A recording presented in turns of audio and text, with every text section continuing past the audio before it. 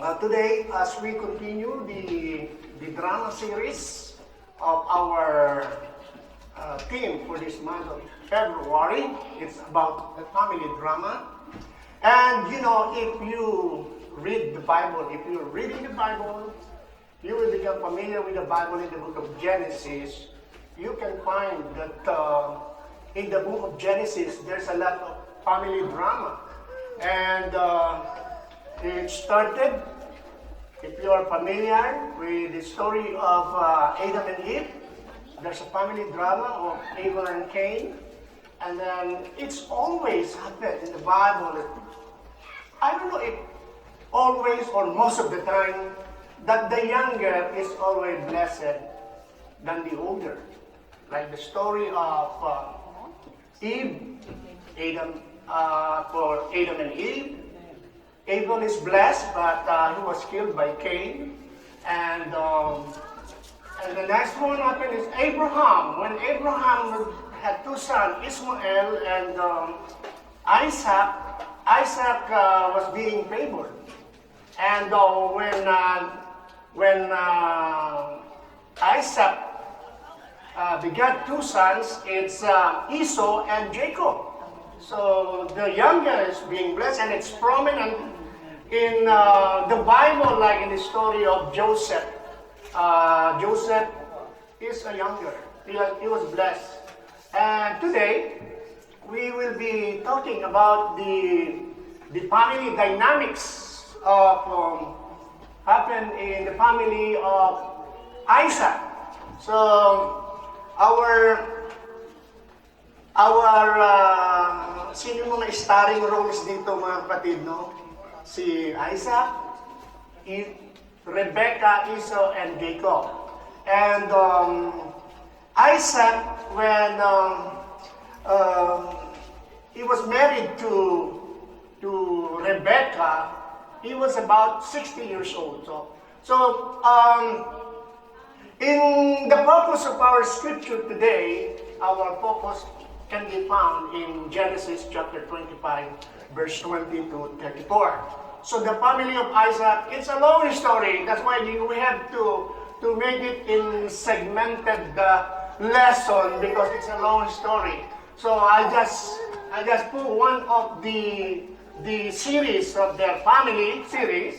This study is focused on the birthright and studying the twins, the Esau and Jacob, and our focus is on Genesis chapter 25, verse 20 to 24. And I'm trying my best. I will try my best to explain to you verse by verse of that. And Abraham was 100 years old when Isaac was born, according to Genesis chapter 21, verse 5. And he lived for 175 years old. Pero nyo, 175 years old, mga kapatid, nanganak si Abraham. Nagkaroon siya ng anak, 100 years old. He lived for 175 years old. Tuloy niyo, kapatid, no? And in Genesis chapter 25, verse 20, it said here that Isaac was 40 years old when he married Rebecca, daughter of Bethuel, the Aramean from Padam Aram, and sister of Laban the Aramean. So ito, mga kapatid, no, si Isaac, 40 years old siya. When Abraham was 100 years old, nagkaroon siya ng anak. Kaya ang anak niya, si Isaac was 40 years old, meaning to say, Abraham was 140 years old when he married Rebecca, the daughter of Bethuel, the Aramean. And in chapter 26, chapter 25, verse 26, Abraham, sabi doon, Abraham was 60 years old when Rebecca gave birth to them. So, 60 years old si Isaac nang siya ay nagkaroon ng anak na kambal, no?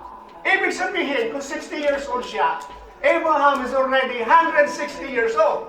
And the Bible said he lived for 175 years old. Kung kaya mga kapatid, when the twins born, Abraham was about 160 years old. And the Bible said Abraham lived 175 years. So, kaya mga kapatid, Esau and Jacob, when they were born, the twins was born, Abraham was about 175 years old, and that's 160 years old. And then, nung pinanganak mga kapatid, yung twin, lumaki sila, they were about 15 years old nung namatay si Abraham. Kaya 175 years old ang buhay ni Abraham. To 160 years old si Isaac, 160 years old si Abraham nung nanganak si Isaac. Tapos nung namatay siya 175. So 15 years old yung kambal nung pinanganak, nung lumaki sila. So Rebecca was the daughter of Bethuel and was the sister of Laban. Si Rebecca, mga kapatid, pamangkin to ni Abraham. Pamangkin ni Abraham yan. Kasi mga kapatid ko, apo to ni Abraham. Because si Bethuel, pamangkin siya. Ito yung sister ni Laban, si Rebecca, who was the sister of Laban, and siya yung future father-in-law ni Jacob. Kaya hanggang Genesis 25:20, it said here that Isaac was 40 years old when he married Rebekah, daughter of Bethuel, an Aramean from Padam Aram, and sister of Laban the Aramean.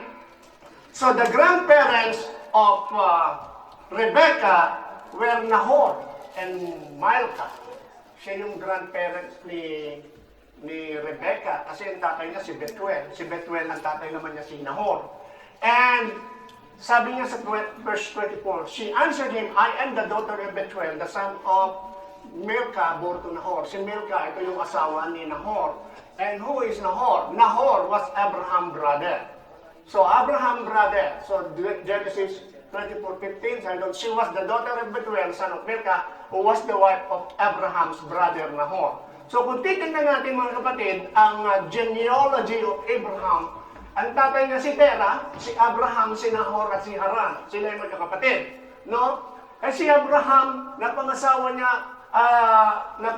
si Sarah, nagkaroon sila ng anak, si Isaac napangasawa si Rebecca, at nagkaanak si Isaac, si Esau and Jacob. Si Rebecca galing kay Bethuel, na anak ni Nahor, na kapatid ni Abraham. Ang gulo, no? No? Parang yung isang kilala ko dyan. Yung tatay niya, kumpare niya. Yung anak niya, kumpare niya. Ang gulo talaga. Yung lolo niya, uncle na niya. So, sa verse 21 ng Genesis 25, mga kapatid. So, patuloy tayo sa drama na to. Isaac prayed to the Lord on behalf of the wife. So, kayong mga ama, you, the father, kayong mga haligi ng tahanan, you must become the one prayerful. Yeah? You are the king of the house, but the wife is aged. Kayo ang hari, pero ang asawang babae ang alas.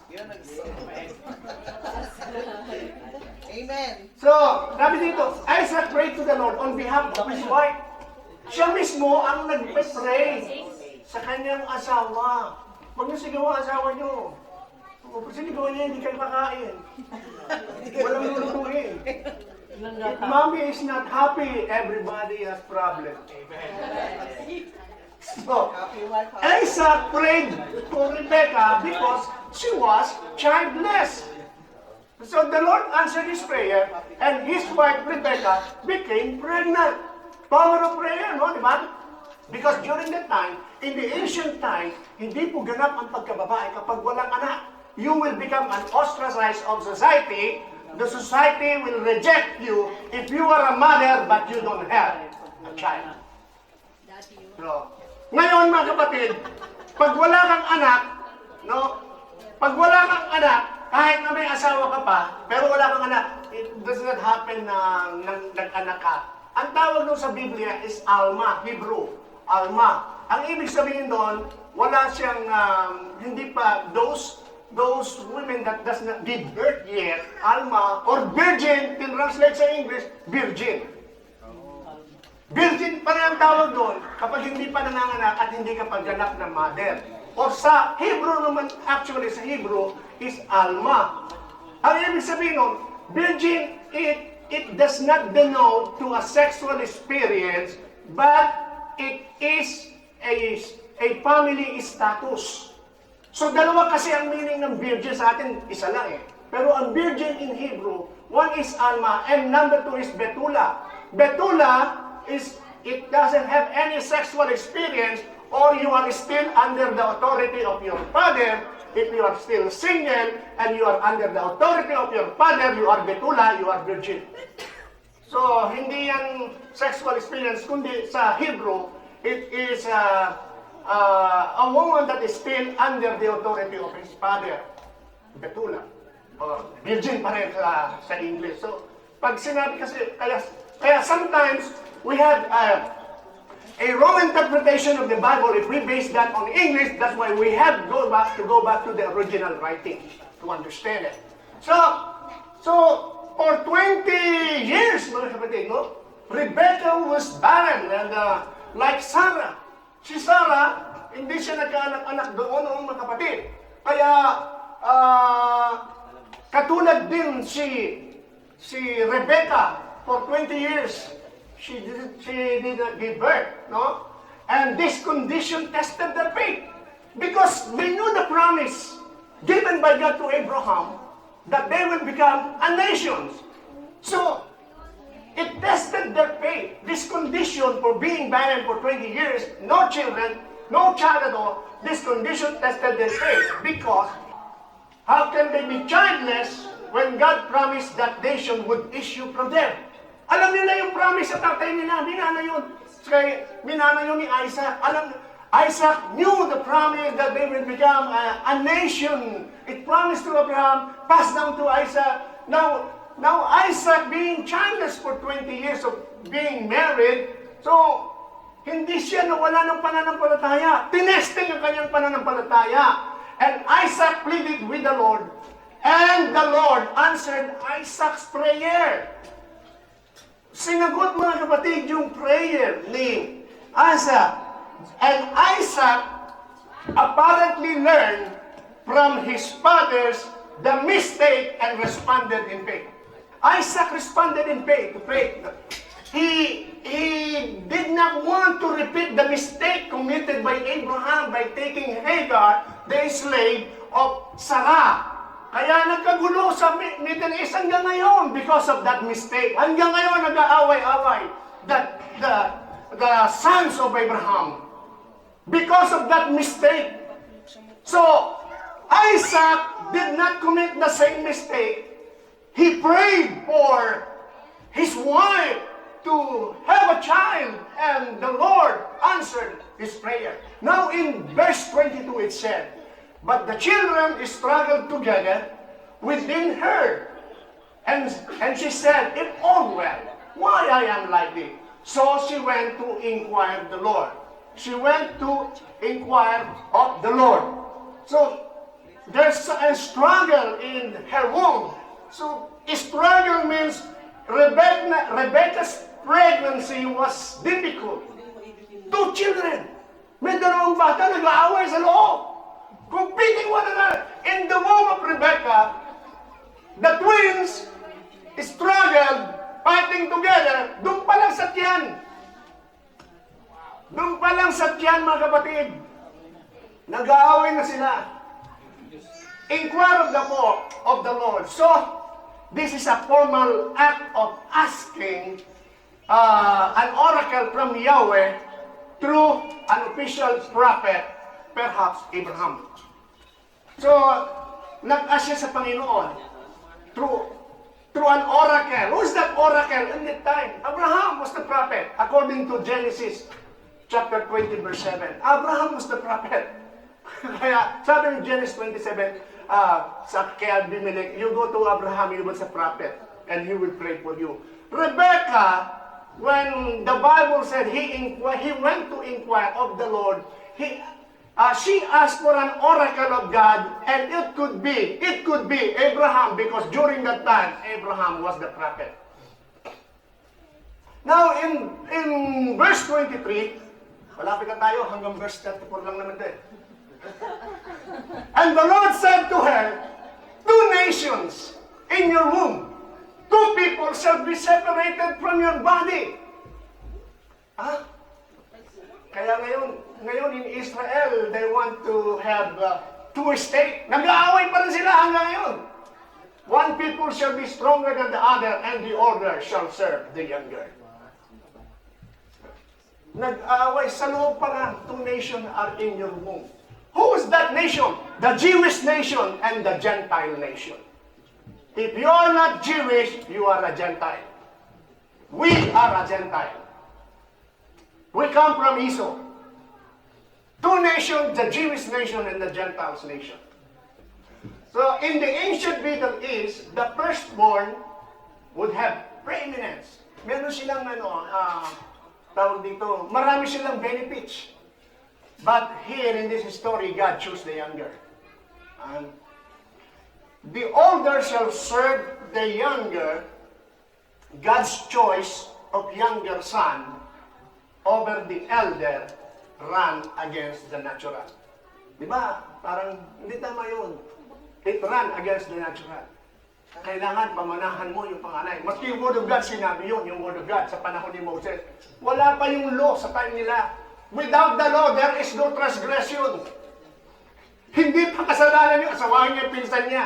Because there is no law. Without the law, there is no transgression. Kung walang batas, kung walang utos, walang pagsuway. So mga kapatid, it runs against the natural order to bless the younger son over the elder. Oh, verse 24. So when the days were fulfilled for her to give birth, indeed there were twins in her womb. These twins is not identical twin. The birth of twins was regarded as a blessing from the Lord. Hindi niyo mga batid, blessings daw from the Lord yun. Pag nagkana ka ng kambal. Ewan ko, no? Sa Amerika, sasabihin nila, naman, bakit? Kambal ang anak ko. Dami kaming papakainin. Hindi, marami namang welfare. You can get more discount. You can get more refund from the government when you get twin. Okay. So, in Genesis 25:25, the first one was very red at birth. Tingnan niyo mga kapatid, no? The first one was very red at birth and covered with thick hair like a parka. So they named him Esau. So, the name Esau sounds like in Hebrew word, hairy. So sa atin, tawag doon balbon. Hoy, balbon! Kumusta ka na, balbon? O hairy. So, Esau's hair was like part of an animal, foreshadowing his unspiritual character. Parang, pero mo mga kapatid, ang complexion niya pula. Red complexion. Red complexion and hairy. Parang animal mga kapatid. No? Parang hairy talaga siya pag ginawa ko mo dito hairy. And red. Red. So this description of the child highlights the Edomites in nature. So, in Genesis 25:26 it said, afterward, his brother came out and his hand took hold of Esau's heel. So his name was called Jacob. Isaac was 60 years old when she bore them. So nung lumabas na si Esau, nung pinanganak sa si Esau, mga kapatid, nagpo-protesta yung isa. Nakalabas yung kamay, hinila sa dahil, no? Hinila siya sa hill, ginagrab siya. Oy, bumalik ka sa loob! Ako muna! So, hinila siya, no? Gusto lumabas ni Jacob. Jacob wants to go out first. His son took over. Esau hill, no? So, his name was called Jacob. Oh, Jacob's name have a negative meaning of hill grabber. Oh, diba? Di ba yung mga ganyan, yung crab mentality? When your crab mentality, when someone is going up, and then you want to, yung hatakin mo siya pababa, di ba? Crab mentality. Si Jacob pala, crab mentality. So, it has a negative meaning. It's a deceiver. In the context of Jacob, deceptive, grasping, usurping character. Eventually, because that's a negative name, Jacob, it's a deceiver, meaning deceiver. God gave them a new name. God gave him a Israel. So, sabi doon sa Genesis 32:28, and he said, your name shall be no longer be Jacob, but Israel, for you have struggled with God and with men and have prevailed. So, Israel means Prince of God. Israel. Israel, in the Bible, is the light of the world na tinuruan ng Panginoon ng kanyang mga salita, and they are the priest of God na ikakalat niya sa buong sanlibutan upang turuan tayo sa kanyang sakdal na kalooban. They are the Prince of God. So, in Genesis 25:27, verse 27 na tayo mga kapatid. Verse 27 na. So the boys grew, and Esau was a skillful hunter, a man of the field, but Jacob was a mild man dwelling in tent. So magkaiba yung ugali, no? Yung isa, mahilig lumabas. Yung isa, lagi nasa bahay. Ano din siya? Jacob is also a shepherd. But he didn't go far away. So Esau was a skillful hunter. So hunter, in contrast with the mild man, so the contrasting temperament and interest of the two sons is similar to the contrast between Cain and Abel. Makikita niyo, no, in contrast with Cain and Abel, halos parehas mga kapatid ang pag-uugali nila. Esau was a skillful hunter, meaning a predator, no? Kumbaga, di ba yung itsura niya, mukha siyang animal? A predator, kasi hairy siya, and then kulay red pa siya. And an outdoorsman, wild man who loved the wild country. So mahilig siyang gumana. He want to go out. He was a skillful hunter. He was kind of a predator hunting for wild animals. And Jacob had quiet temperament, prepared to stay at home, literally dwelling in tent. That is to say, he was civilized. Diba? So kung mga anak natin, when we let our children go with their friends, without managing their affairs, we let them go, wala kang pakialam, hindi sila magiging civilized. They will become a problem of society. So, at home, you have to teach them about the will of God, about the Word of God. Because even now, schools, they don't want to teach about God. So, Genesis 25:28, in the New King James Version, sabi doon, and Isaac loved Esau because he ate of his game, but Rebekah loved Jacob. So if you're trying to analyze it, he ate of his game. Ano yun? Kinakain niya yung mga stuffed toys. He ate of his game. Kinakain niya yung mga laruan. But look at the New Living Translation. Isaac loved Esau because he enjoyed eating the wild game Esau brought home, but Rebekah loved Jacob. Yung wild game, yung nahuhuli niya mga usa, yung mga pinapana niya, yung mga, wala pang usong baril doon eh, pana pa na. Kaya luluto niya yun. So, Esau knows how to cook. He cooked for his father. And because of that, Isaac loved him so much. Merong kondisyon ng pag-ibig ni Isaac because of his love for the wild game na niluluto ni Esau. So, the parent each practiced favoritism. Isaac's love for Esau was conditioned upon his son's performance. Pero itong si Rebekah, mga kapatid, ay walang kondisyon yung kanyang pagmamahal. No? Verse 29, once when Jacob was cooking some stew, ito na, nagluluto na si Jacob. Jacob was cooking stew. Esau came in from the open country, famished. Okay? Yung gutom daw si Esau, nagluto si Jacob. At dito mga kapatid, makita natin sa dito next slide, Jacob cooking stew. In a large household such as Isaac, one would expect servant to do the job. Kung nangyari yung doon siya nagluto sa bahay ni Isaac, sa bahay nila, hindi pwedeng mangyari yun. Hindi maaagaw yung kanyang birthright. And in the house of Isaac, there are a lot of servants, a lot of hired help. Hindi sila pwedeng magluto doon dahil they have servants. Most likely, this happened in the shepherd's camp. The most realistic setting was that Jacob was in charge of a group of herders at a grazing site.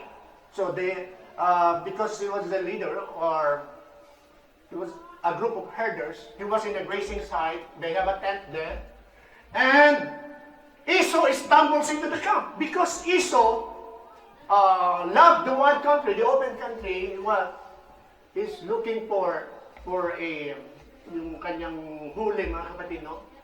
Esau stumbled in the camp that time. There have been many servants and help around, but Jacob is the one who sees this opportunity and takes charge. Sabi niya, pagkakataon nito. Kaya nakita ito ni Jacob, mismo siya ng dito, sapagkat meron siyang purpose. So, while boiling a stew, Jacob was laying a trap for the hairy red animal. May gumawa siya ng trap, mga kapatid, no? At sabi dito, itong kasi mga kapatid, he may be waited for a long time na magkaisa sila dalawa mag-usap sapagkat may plano siya. And dito ay si Jacob, he overstepped his boundary when he says the promise for himself. Because during that time, in the ancient time, the birthright can be transferred by the firstborn if he chooses to. And the birthright is like something that is tangible. It's like something tangible na pwede nilang ilipat noon, mga kapatid, no? So, Esau was exhausted and hungry, and his life was actually this just a hyperbole na sinabi niya na I am famished, I'm about to die. Di totoo yun. Meron ba namatay na isang araw nagutom? Only one day you don't eat, and then are you gonna die because of that? No. So it's just a hyperbole na sinabi niya, mga kapatid, na mamamatay na ako. And then in verse 30, and Esau said to Jacob, please feed me with the same red stew, for I am weary. Therefore, his name was called Edom.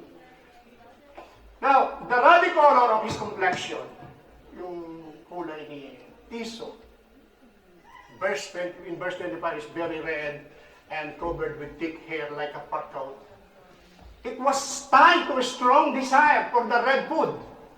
Esau was known as red. That is Edom or Adam, meaning humanity or nations.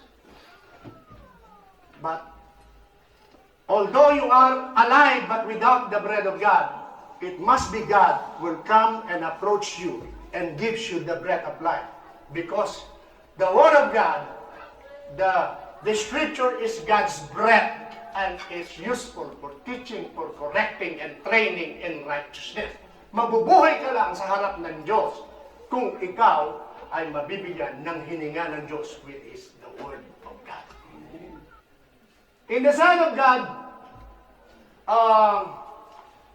we still unfinished or we're not complete. Kasi mga kapatid, alam ba ninyo, when you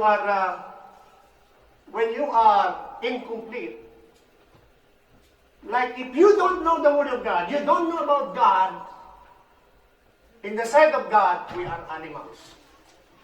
We are Esau. We are red. We are Adam. We are humanity. We are animal in the sight of God. That's why, one day, nung ang Panginoon, mga kapatid, ay nag-uusap, the Pharisees said to Jesus, "Oh, you have to flee because Herod is going to kill you."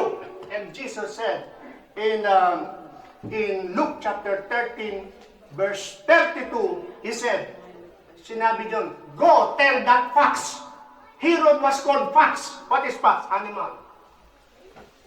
About, if you are incomplete, you don't know about the Word of God, even though you walk in this planet Earth, you have your five senses, you have this intelligence, but you don't know about the Word of God, you are animal in the sight of God. That's why God called this Gentile woman little dogs in Matthew chapter 15, verse 26. Because this Gentile woman was asking for something, and Jesus said, it is not meant, it is not good to give the bread of the children, or for the Jewish people. It is not good for the children to give the bread to the little dogs. So tinawag yung little dogs yung, but sabi naman, yes, Lord, it's true. But even the dogs can eat the crumbs under the table of their master. And then Jesus said, you have a greater faith. Yeah. So what I want to say here is, if people don't know about the Word of God, you are incomplete. You are Esau. You are hairy animal in His sight without the knowledge of the Word of God. You are dogs, you are pets, you are animal. And Jesus called the Pharisees, you are brood of vipers, you serpents. So tinatawag yung mga hayop, di ba? When we hear the Word of God, we know about that, we believe in His Word, we become complete in the sight of God. We become smooth or complete. We become the child of God. We become human in the sight of God. So, that's why mga kapatid, in verse 30, sabi doon, and Esau said to Jacob, please feed me with the same ratio, for I am weary. Therefore his name was called Edom. Here is Esau. Esau was preoccupied with his appetite. Being driven by one's appetite leaves no place for spiritual values. Sometimes we need something, and we want to happen it right now. We don't have patience to wait for the good timing of the Lord. For the time we want justice right now, but the timing of the Lord is best. That's why sometimes we made decision, we committed mistake because of that decision we made by ourselves without waiting the perfect will of God. So, being driven by one's appetite leaves no place for spiritual values, and Esau was preoccupied with his appetite. He said, feed me. Diba? Sabi ko, Esau said to Jacob, please feed me with the same ratio. Feed me in Hebrew is hai-i teni. Word normally used for feeding animals. Diba pag sinabi, halika, eto, in a way na respectful or in a way na tama, when sasabihin natin, hay, halika, kain tayo ngayon. Diba, madaling sabihin kain tayo, ibig sabihin, tama yun, tama yung, pero eto, hay, eten, yung feed me, halika, lumamon tayo. Ibang dating, di ba? This applicable only to the animals. But the same thing effect, or the same effect is, you eat. Feed me, or let's eat, or yung lumamon tayo. So sabi dito, please feed me. In Hebrew translation, let me swallow greedily. Diba yung ganyan? May mga tama yung mga di ba, bilis. Alam mo yung gutom na gutom? When someone is famished and very hungry, pag kumain, ganyan ang attitude. Pagkatid ni Esau. But Jacob said, sell me your birthright as of this day. So, ganun ang attitude ni, when you picture it out, it is good to read in the Hebrew, because you will see the emotions, you will see the action. Because the Hebrew letters, the Hebrew word is not just a word. When it says something of emotion, you can picture out. You can visually look at it. Ano yung emotion na yun? Kaya yung sinabi nito, hi, Iteni, please feed me. Abi sabihin, halika, lumamon ka. Abi sabihin, kumain ka, gano'n, no? Please sell me your birthright. Esau was as the firstborn had the birthright to double portion. In Deuteronomy 21:17 of the family state, he has this double portion. It is the birthright of the firstborn. Now, firstborn has the privilege of everlasting covenant from Abraham passed down to Isaac. From Abraham, passed down to Isaac. Dapat i-pass down yun to Ismael. Pero, hindi doon mga kapatid. The Lord said, through Isaac, my people will come. So, si Isaac, the younger. And then, it passed down to Esau. It should be Esau. It passed down to Esau because he was the firstborn. But naagaw ni Jacob, mga kapatid. So, firstborn is the future family leader. Now, in verse 32, and Esau said, look, I am about to die. So, what is this birthright to me? Ang pagkala mo. What is that? Esau exaggerated his hunger. I am about to die because if he died of starvation, what good is inheritance anyway? What good is inheritance kung mamatay ka? So, actually, hindi naman mamamatay si Esau for one day na walang kain-kain. So, ano lang ngayon, hindi exaggerate lang niya, no? Pero, makita, yung sinabi niya, Esau was correct in this statement, material things is only in this world. Right? Material things is only in this world. Tama doon si Esau. Material things is only in this world. We have a soul. And that soul, it will go to eternal life. It could be a hell or paradise. So, when we are still in this world, we have only one chance. One chance to choose. Are we going to choose the right way or the wrong way? Kaya mga kapatid, even Jesus said, it is the Spirit that quickens. No, Espiritu daw ang nagbibigay buhay. So, it is the Spirit of God that makes us alive. If you don't have the Spirit of God, you have five senses. You are walking, you are talking, you have that emotion. Without the Spirit of God, you are dead in the sight of God. That's why when we have received the Spirit, and you shall receive power when the Holy Ghost has come upon you. And Jesus said, it is the Spirit that quickens. The flesh profits nothing. Material things profits nothing. The word that I speak to you, they are spirit and they are life. The word of God, they are spirit, they are life. So mga kapatid, we need to focus more on the spiritual things. After we die in this world, there is only one chance. We cannot go back. We cannot undo if we made mistake. So, the pressure of that moment, Esau is being pressured because he was being hungry, he was hungry. It distorted his perspective and made his decision seems urgent. Di ba ganyan? Gusto natin, right now, I want to happen right now. It distorted our perspective. Kaya sometimes it affects our decision. And we cannot wait for the timing of God. In Genesis 25, verse 33, Jacob said, swear to me this day. So she swore to him and so this birthright. Swear to me is a formal oath, even though unwitnessed in the ancient time, even though unwitnessed, because people back then, they have fear in heart. Kumikilala silang may Diyos, mga kapatid, noong unang panahon talaga. Kaya, pag nag-swear ng oath, even unwitnessed, ito mga kapatid ay kinikilala. So, it is binding by both parties. So, Jacob was the better hunter in this occasion. He was hunting for the birthright.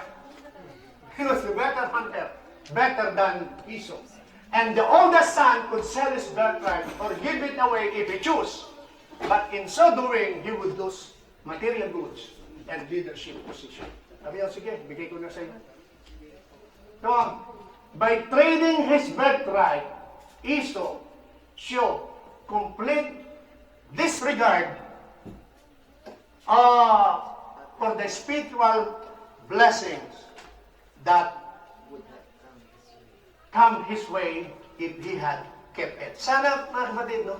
Kung inano lang niya yun, marami siyang blessing sana kung ikinip niya yung ano niya. 25, 34. And Jacob gave Esau bread and stewed plantains Then he ate and drank, arose, and went his way. Then Esau despised his birthright. So because Jacob made Esau swear to sell his birthright, the decision cannot be undone. That is the moral story, mga kapatid. There are some division that you are going to do, you cannot undo. You cannot undo. We were cursed. In the Garden of Eden, we are cursed. But Jesus, that's why Jesus came to undo the curse. He is the only one. He was the only one to undo the curse. It happens in the Garden of Eden. The curse was mentioned by your sweat, you will eat. And it also happened in the garden that the curse is being undone. In the Garden of Gethsemane, Jesus sweat like blood. His sweat drops like blood. Yung pawis niya parang dugo. Binihiran niya ng dugo maski yung the curse of God saying to Adam and Eve, thorns and thistles shall grow. Jesus undo it in the Garden of Gethsemane. Yung sinabi niya ng Panginoon, by your sweat you will eat, by the sweat of the Lord Jesus Christ, it drops like a blood. He was undoing the curse. And the curse was mentioned in the Garden of Eden, thorns and thistles shall bring to you. Yung tinik daw at saka yung mga bagay-bagay na sumpa, thorns, tinik, ang darating sa tao. Jesus Christ was become the King of Thorns. Kaya may corona siyang tinik. The crown of thorns, when you are the king, you have a crown. That's why Jesus, when they give him a crown of thorns, he is the king that can command to undo the curse. And that undoing happened in the garden and in the cross of Calvary. Hallelujah. So by our decision, yung may mga decision tayo, you cannot undo, kaya maging maingat tayo. So the most difficult part of overcoming temptation is often getting through that short and pressure-filled moments. Pero ano yung mga temptation na marating? Kasi gusto mo pagbigyan na yung sarili mo eh. Kaya napipressure ka, nakakagawa ka ng desisyon. Bahala na. Hindi, mga kapatid.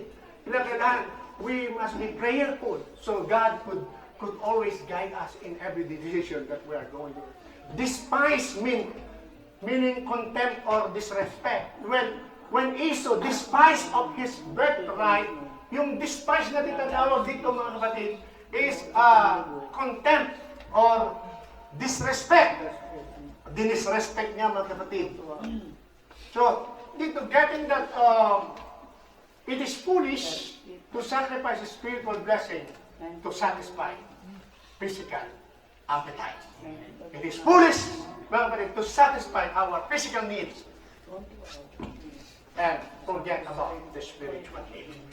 That's the drama of the birthright, and now that's the moral of the story. We have to think twice or more before we make a decision and sacrifice our spiritual standing before the Lord. Praise the Lord. Father in heaven, we thank you for your words that we hear today about the family drama of Isaac between the twins.